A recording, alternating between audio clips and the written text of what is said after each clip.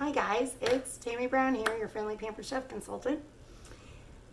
You can join my VIP group at Table Talk with Tammy on Facebook or hashtag Table Talk with Tammy.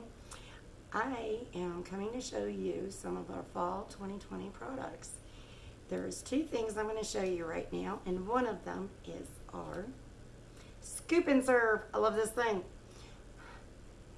This is, when you're making lasagna and you're trying to cut it, then you got to come up with something else to take it out.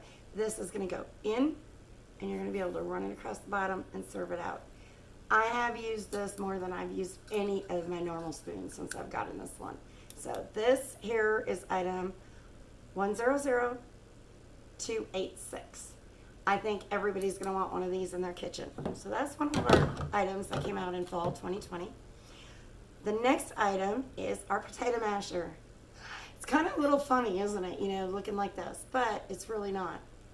This is, you ever have that problem when you got your potato masher in the drawer, you go to open that drawer and it gets stuck because it's so big. Well, that's the reason why ours is made like this. So you can actually mash it and then squeeze and turn it. Oh, and you can even do it like that if you wanted to.